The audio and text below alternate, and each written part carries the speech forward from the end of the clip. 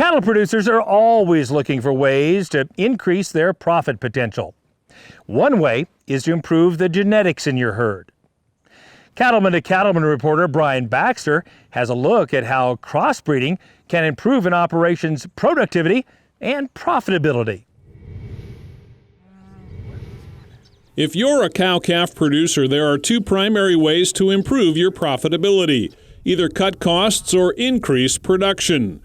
Dr. Bob Weber of Kansas State University says one of the low or even no-cost strategies for cattle producers to improve their profits is by implementing a program of crossbreeding.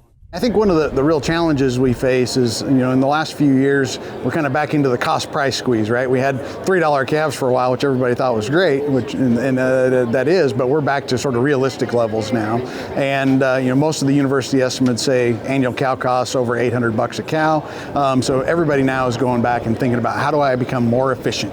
And I think against the backdrop of sustainability. So thinking through, how do I integrate my decision making to increase profitability, but also meet lots of objectives in terms of replacement rates, calf product, and those sort of things. So crossbreeding is one that's come back to the discussion because we know of that substantial increase in weaning weight per cow exposed that various crossbreeding systems offer. As part of NCBA's producer education program, Dr. Weber spoke to a crowded room at the 2019 Cattlemen's College. He told the group that decades of research and experience clearly show that a well-thought-out crossbreeding program gives producers stronger cattle performance. We understand a lot of the opportunities and benefits that crossbreeding presents to us in terms of really two key areas. One of those is heterosis or hybrid vigor, that extra boost in performance we get. And the other piece is breed complementarity. So how do we put breed components together that make sense in terms of really kind of optimizing our cows for our production environment, so controlling cow size and lactation and capitalizing on the increased longevity and reproductive performance of crossbred cows, and then mate those to complementary sires that produce calves that are market targeted.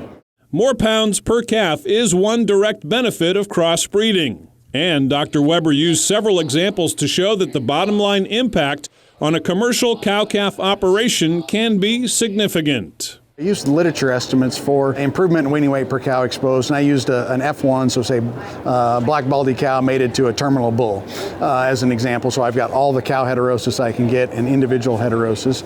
And my estimate's that right now that's worth about $150 per cow per year in terms of additional revenue. And the beauty of that is we get to capture that $150 without really changing resource base or cost inputs. In many cases, costs in our system go down because of decreased replacement rate as one of the primary areas. And so I think producers, we get really focused on how much calves weigh when we sell them and how much they bring. That's the premium that we talk about in the marketplace.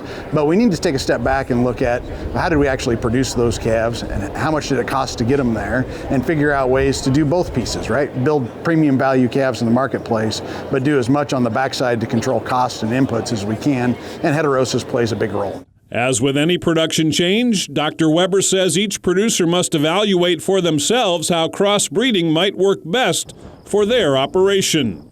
One of the first and most important steps, I think, for producers is to do some reading and some education. Make sure you're kind of up to speed on the various crossbreeding systems to do the planning work. Then go run it past some people. Okay, people you trust. That might be your seed stock vendor, your veterinarian, extension professional, any of those guys, because they're going to have a different view of your operation than you do and can really provide some of that sounding board and feedback. And the other thing that does is build some accountability, right? So making sure we put a plan in place and we continue that plan over years is really important.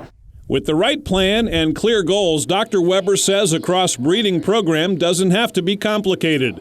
In fact, he says it will be more valuable if a producer keeps it simple and sustainable for the long term. I'm Brian Baxter reporting for NCBA's Cattlemen to Cattlemen.